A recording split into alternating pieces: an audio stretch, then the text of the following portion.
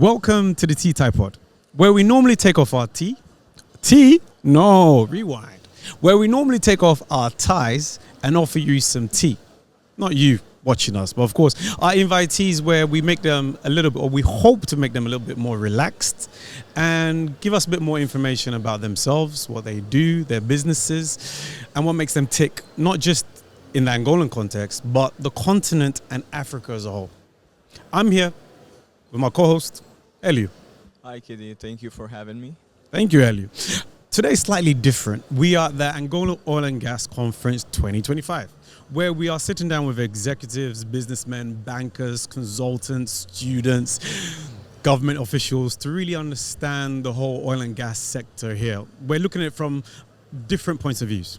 And today we're here with Filipe from EY, one of the biggest consultancy companies in Angola. Welcome to our show. Thank you, Kamal. So, Filipe, can you give us a bit more information about who you are? Yeah. What is EY? Because I know, maybe some of the audience know, but not everybody knows EY. Sure. Well, some people don't know. And also, what do you do there? What are they about? And what do they actually really do in Angola and within the oil and gas sector? Very well.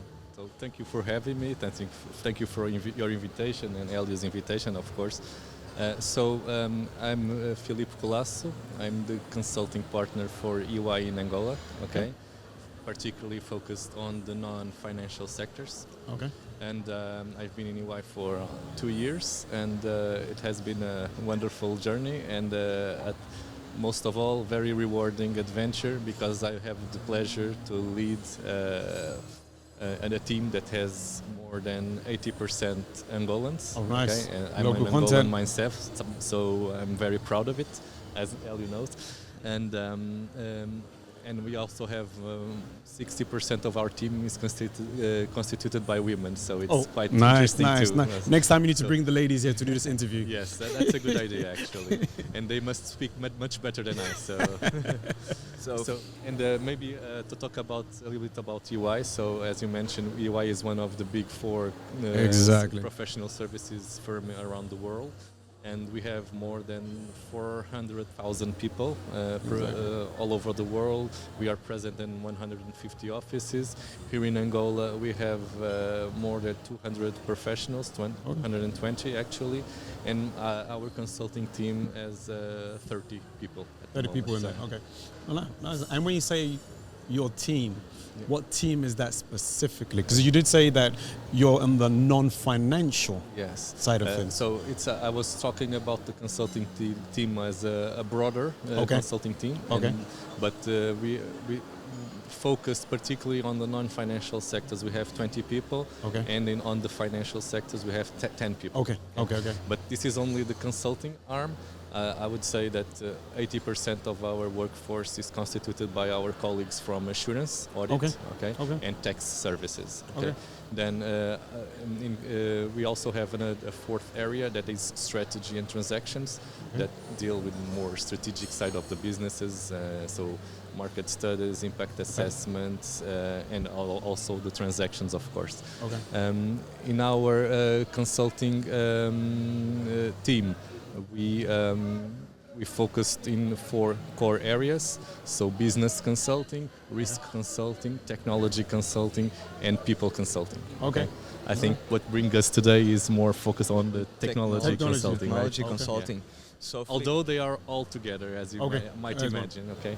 Nice. So, Filipe, EY has been quite a while in Angola, more than 60 years in our market. Older than independence? Yes, we're celebrating 50 years anniversary of our independence, and the main team of this conference this year has to do with the 50 years.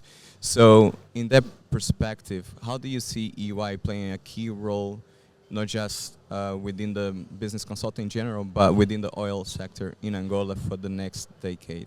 Yeah, that's a good question. So I think it's inevitable that when we talk about our economy, we talk about the oil and gas sector. Exactly, it's hand in hand. The numbers are there. Exactly. I won't deep dive into it, but I believe that what can be done for the next 50 years is to really leverage. I think we tried before. Maybe we should do somehow better.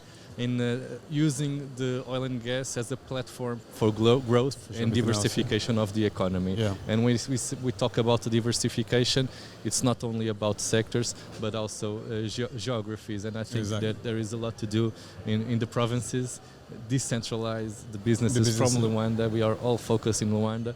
And I think I would say that EY can also help not only the government and public sector, but also the private entities to not only to look, but to establish sustainable operations elsewhere. And in different sectors.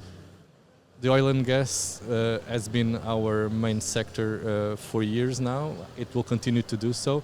We are comfortable. I think we are, and our presence here in the conference speaks volumes about it. Yeah. So we are very solid in all the service lines in this industry, but we really want to contribute more. Personally, myself, I think we can do a lot more, but we also depend on the business opportunities. Exactly. But we are available to contribute to that diversification. So, Kamal, when we're looking at the future, we are talking about technology automatically. Exactly. So, and I also would like to ask Filipe in trying to know what's the role of EY trying to push the agenda on AI, data analytics, automation. What's some of tools that EY has to offer for the market? So EY has. My role, since I joined 2 years ago, has been a lot of bringing awareness of the challenges and the opportunities related with AI. But before we reach and talk about AI, it's important to talk about the digital transformation and the foundations. Yeah. We still have to integrate the systems. Exactly. We still have to look at our data. Exactly. Most organizations, they don't have data governance set up. Mm-hmm. We don't have a way to integrate all the systems in a solidified and structured manner. We don't look at cybersecurity as a priority and only when we are attacked or something bad happens. And I think leaders should really put the digital transformation and this AI transformation on top of their agendas. Yeah. And I think because of the particularities of the country, we are all focused on making sure we import the goods and equipment and we train the people and so on. But AI shouldn't, AI and IT shouldn't be relegated for a second stage or a second plan, or else we risk to even broaden the gap with the rest of the world, with the rest of the world, with the top economies, where we should use AI to really try to narrow the gap. So, what I'm afraid is that we miss this opportunity because we might not be prepared for what is and I think because the world is changing rapidly, right? Technology is changing rapidly. Like, let's say 2 years ago, let's talk about AI. How many people were actually using AI on a day-to-day basis, right? And now it's part of our life. It's like the part of life, you know? Anybody wants to write something up, like, do you know what? I have an idea. I don't know how to really put it out there. Do you know what? Chuck it onto AI. But even there, you have to use it responsibly. Exactly. And we have when we do the AI transformation or strategy for our clients, we have a big bucket that is responsible AI, because we have to do it ethically. We have to have concerns about privacy. That's true. And someone has to look and see if we are incurring in bigger risks that by putting on information and not having control about it than we have right now.